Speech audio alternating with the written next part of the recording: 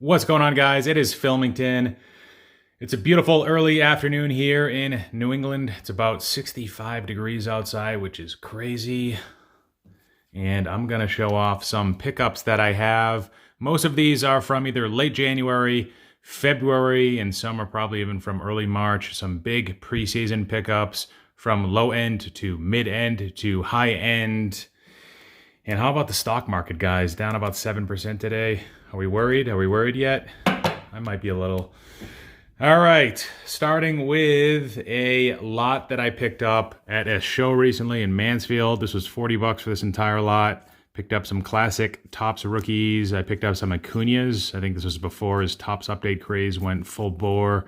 Got this Topps update rookie debut Betts. This Halladay Bowman Chrome card, another Bumgarner. I got Ramon Laureano auto. I don't usually mess with Panini, but guys, it was part of a big lot. I figured I could get this for pretty cheap. So it's a number to 75 Laureano from 2019 Prism. I'm big on Laureano this year for kind of a deeper sleeper type. This is Arenado's pro debut, 2010. He had one in 2011 as well. And I picked up a bunch of Otanis. You know, that $10 tag is not relevant here because, again, I paid $40 for the entire lot. So I got 3 Topps Chromes. Try to look over the condition on the paper ones. A couple of paper Otanis. Got this Heritage, pretty sharp corners in this one, and a Decal Edge Heritage. So thought that was okay. Been buying some of these Gavin Lux cards. I missed out on the Gavin Lux hype train, and with Bowman Chrome for the most part, I did pick up one green first Bowman Chrome autograph in a PSA 9, but wanted to increase my exposure, so I got 4 actions. 3 of these were off the bay. One I actually got for a really good price, $15 at a show. Can't beat that. I actually bought into a break. Don't usually do this. Probably the 3rd time in a year, or 3rd time ever I've ever bought into a group break that I can remember at least. And these were some of the base Lux cards that I got. Just a single case break. Did also get an action from that, as well as a purple chrome parallel thingamajig that comes in the hut boxes. The purple I did sell, though. Resale value on those, for whatever reason, isn't great. All right, next. Got this Rafael Devers RCR 9. And I think it's a pretty solid 9, at least from what I can see. A lot of these rainbow foils you got to watch out for. With 2020 especially, the edges are they chip really easily. And if you're not careful, slipping one of these things into a Card Saver 1, if you're one that doesn't use the penny sleeves, I'd urge you to definitely use the penny sleeve for this type of card.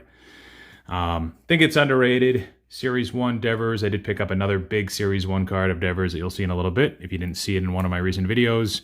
All right, so with Gary V pumping several individuals, we're seeing the prices, of course, as I mentioned in my last video, Bellinger, Acuña, Yelich, even Trout. He's a little bit different, though, because he's more of an established player that has values, I think, or recent trends, I think, would be well precedent or well expected anyways, regardless of any pumping.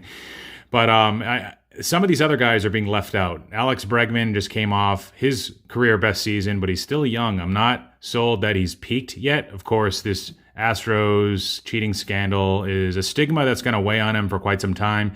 Even if it's discovered that he can excel in 2020 without the cheating advantage, I think there's going to be a lot of people that want to wait out for a little bit longer. There's probably a few people that are boycotting Bregman, Altuve, for life. And you know what? I don't completely, blame them for doing so. I picked up this. This is Topps, not update, but either Series 1 or Series 2, PSA 10 Freeman. You could get these for $40, $44 last week. And then Gary V mentioned that he'd be researching 50 players in baseball to see if they were undervalued. And in that list was Freddie Freeman, along with Arenado and a few others. And I think once that was posted, a couple hours later, these started to go up in price. Now you see these listed around 60. I'm not sure if these have come back down. This has a pop of about 522. So overall market cap of this card is probably still going to be not over $30,000. So, I mean, this is a guy that had a really great season last year, somewhat overshadowed by Acuña. It's not his team; it's Acuña's team. But the Braves could be making some playoff runs in the near term, guys. like they did last year. Next up, we got Raphael Devers. I picked up a second one of these, Topps Chrome Sapphire PSA 10. I did sell one at a show yesterday to a friend of mine, gave him a pretty good deal. All Sapphire cards, Acuna, Torres, any other guys as well. They've seen a pretty substantial price hike since November, December. So looking at comps, you can't really expect to pay the December or January prices anymore. This guy right now for $300, I think is a good purchase into 10, to be honest. As Glaber prices, I think even a BGS 9.5 have reached and surpassed 1,000. Next up, I got this Shohei Ohtani. I had a PSA 10 of the gold update. I sold that somewhat recently, so I picked up what might be more desirable, maybe not. It's his first rookie card, although it's not update. But the good thing about the Series 2 cards, the parallels aren't any more common since they are serial numbered than the updates. Whereas with the base cards, the Series 1 and Series 2 cards do get placed into sets, and they have been printing out a ton of those. So, for instance, 2019 Series 2 with Fernando Tatis. So, update is going to be more desirable if, I guess all else equal. But in his case, it's a little bit trickier because he did have this earlier card. So, love the subgrades on this. Ohtani has seen a little bit of a bump. I expect that to carry forward. He's expected to start pitching in mid-May, at which point he'll be 18 months recovered from Tommy John's. Usually when they, they'll get their velocity, they'll regain that first, but then the control will come a little bit later usually. So expect, somewhat of an adjustment period. Not sure if he's going to be contributing with a bat in April, how they're going to work that, how that works with their, DL possibilities. I felt a little underexposed to Ketel Marte before I really had, a few base autographs and a gold PSA 9. So I picked up another PSA 9 gold and a blue. This one looks like a solid 9 candidate. So this will probably go off to PSA. Top to bottom centering is, maybe a little off, and it does have a couple scratches on it. This one also, top to bottom centering is probably the main flaw, I thought, versus the other 9 I had. But don't sleep on this guy yet. Even though his prices did go up probably 30-40% since when I published my first speculation series video where I talked about him, I do think that relative to the field, he's still a pretty good buy. He could have easily finished top 3 in MVP voting. He did finish 4th. Rendon did have a great season. But if you look at Marte's numbers, there's nothing flukish about them. Really high barrel rate, hard hit percentage was great. He was above average offensively in every month, and he has shown a history of an above average ISO. So the power spike wasn't completely unexpected. Actually, probably more expected than not. Raphael Devers, this is black. Can't find these things anywhere. Comps on eBay, very tough to come by, and I don't blame people. Paid $350 for this. He was trying to get $450. I was able to knock him down. Some comps of Independence Day parallels helped me. This should sell for more than Independence Day, even though it's slightly just a little bit more rare. We're looking at number to 76 versus number to 66, 7. But more people prefer the original parallels, kind of the case with Bowman Chrome as well. That original rainbow there versus the expanded kind of manufactured scarcity type of parallel. So really awesome card. One that I'll probably keep in my PC/inventory for quite some time. I think he's going to have a great year. I think he's the same age as Gleyber Torres. They both came off really great seasons. Gleyber's in the better market. Gleyber, people think he's probably got a higher ceiling, but Raphael Devers, I would say, had the better offensive season. So this is the first SGC purchase for a modern card that I'd made in, I think, 4.5 years. So this is a big deal for me. And this card looks absolutely sick. This is his Bowman Chrome red jersey. This is the refractor, actually. And it looks beautiful in person when you catch that shine on the light there. I think it's numbered to 101, the Bowman Chrome draft card from 2011, where he's not wearing a red jersey. That card has gone up a bunch, and historically, This card, equivalent, whether it's the base or the refractor, sells for 1.5 to 2 times as much. So I expect this to go up as well as the base. And the reason for that is it's just more desirable. It's got a lower print run. It's got lower PSA BGS pops. And this is a 9 with SGC scale. So is it ever going to sell for as much as a PSA 9? It shouldn't, even though PSA has SGC has a very exceptional reputation when it comes to how conservative they are with handing out grades for modern and for vintage.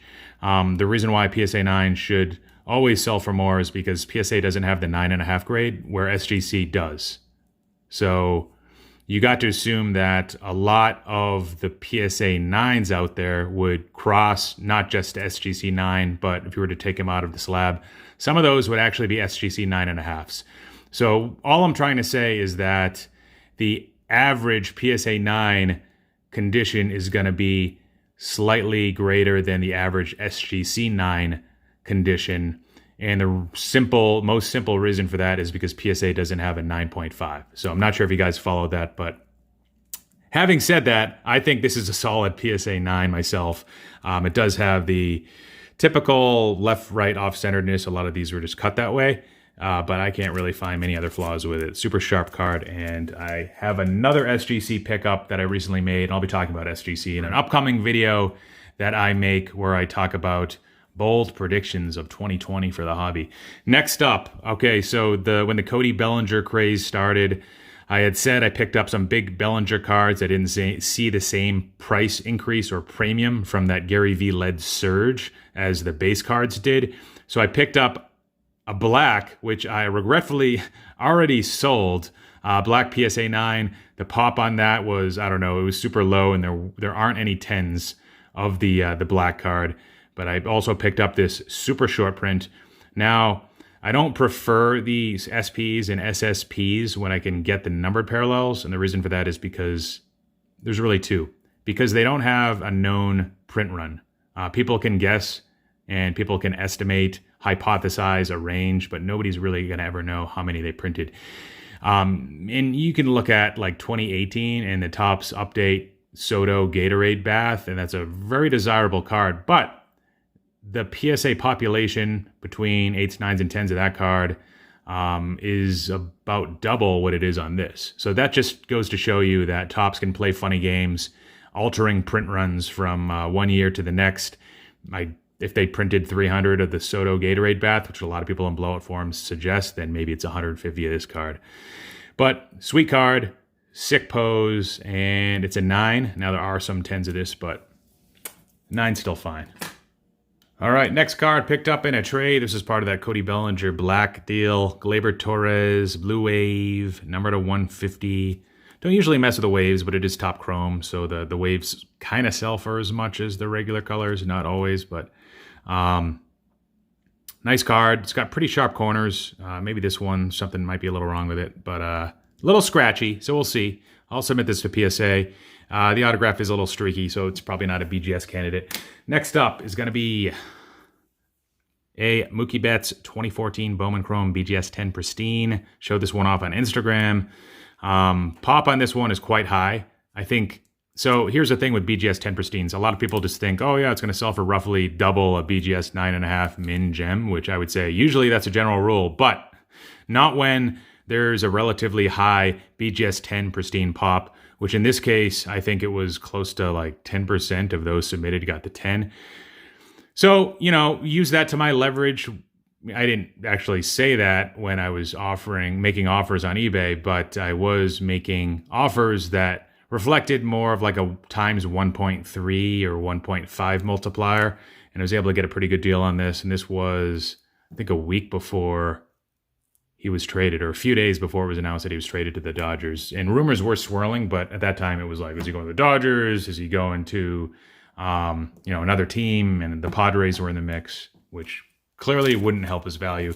Next up, the run of greens continues, guys. And Yordan Alvarez, You know, if you look at his stats from last year on a per game basis, when he was called up, he was as good as anyone in baseball. A lot of people think this year he's going to put up similar numbers to a Mike Trout or Acuna, except minus the steals. Now he doesn't play he plays a little outfield, and maybe he moves to first base in the long term, but he's going to be mostly a DH like he was last year. That's going to put a cap on his value. That's going to pretty much hurt his chances of winning an MVP or even finishing top 3 in MVP voting. If you guys remember JD Martinez in his monster year with the Red Sox, where he was mostly a DH, that really hurt him. But like Alvarez, now I know he's an Astro. I don't think he was helped as much as some other guys were, and a lot of that has to do with limited at bats in the majors. Most or all of which were in 2019. But he's a guy that I think, based on what he can do, what he's capable of, what he showed last year, major league proven power, walk rates, contact rates, batting average, I think he's a little bit undervalued right now. Now, as of this moment, he's dealing with a knee issue, one that he might have dealt with last year as well. So we'll see how much that affects his values, or his ability to produce.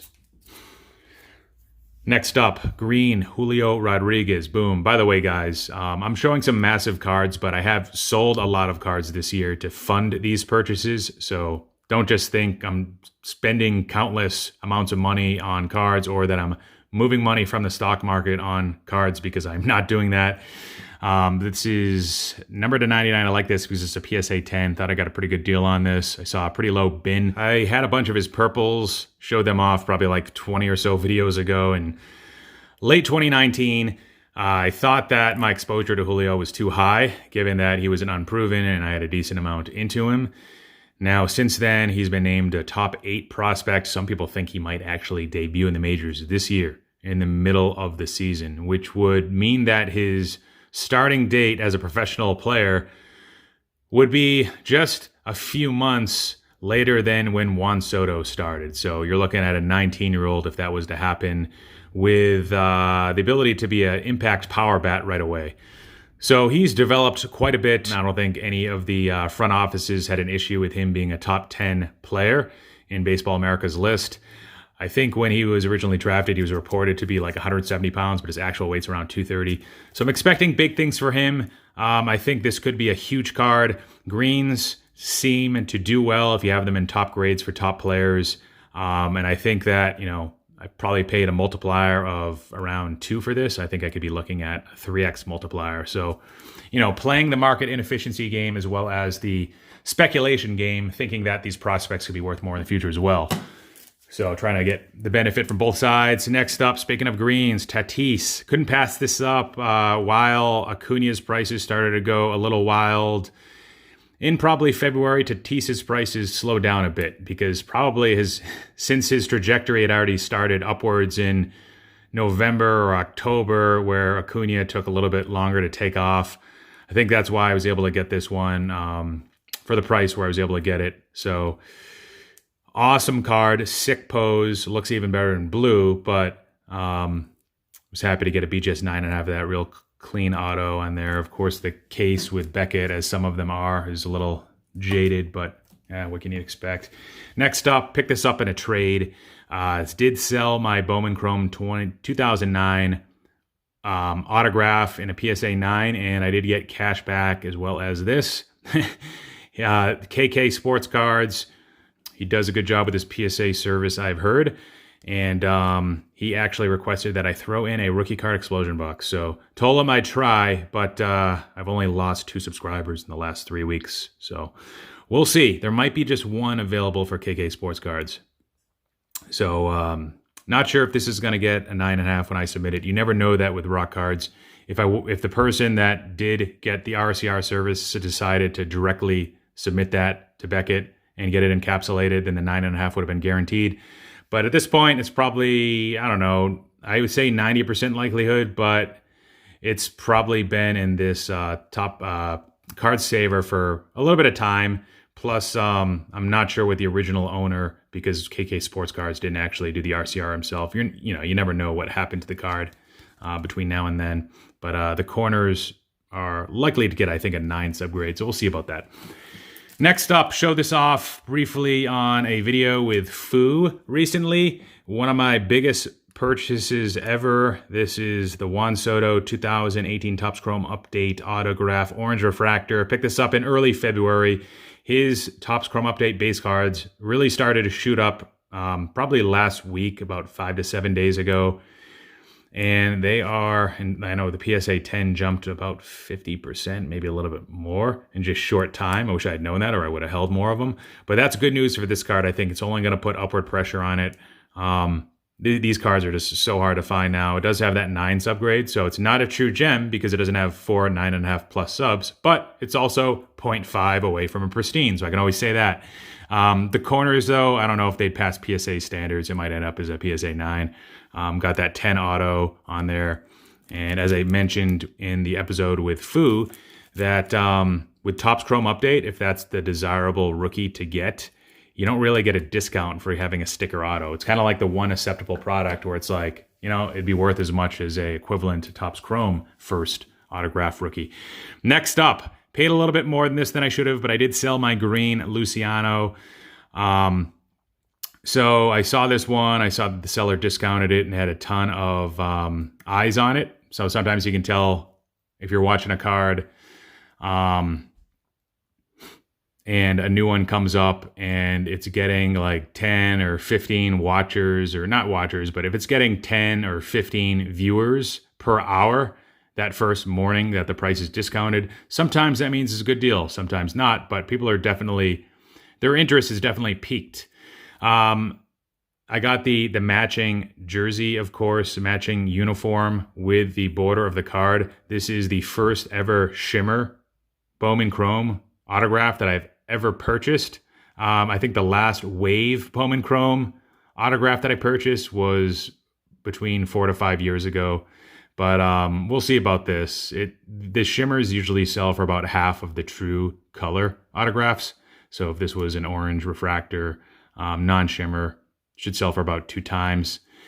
And based on that, based on the multipliers that I was using, I thought that this was a good value, but I was probably a little wrong because the gold shimmers have sold for good prices too, based on that math and logic.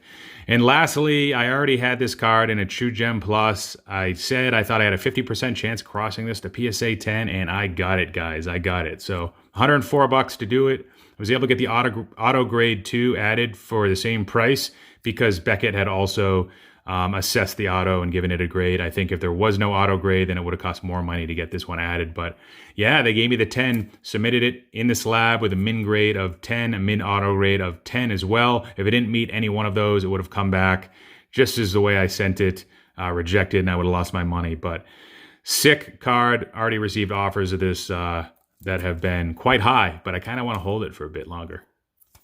So no rush to sell this guy. All right, guys, so that is pretty much it for my big pickups, preseason pickups. Got a few more coming. Maybe I'll show them off in the next video, try to make these happen like once a month or so. But thanks for watching, guys. Like, comment, subscribe. Philmington out.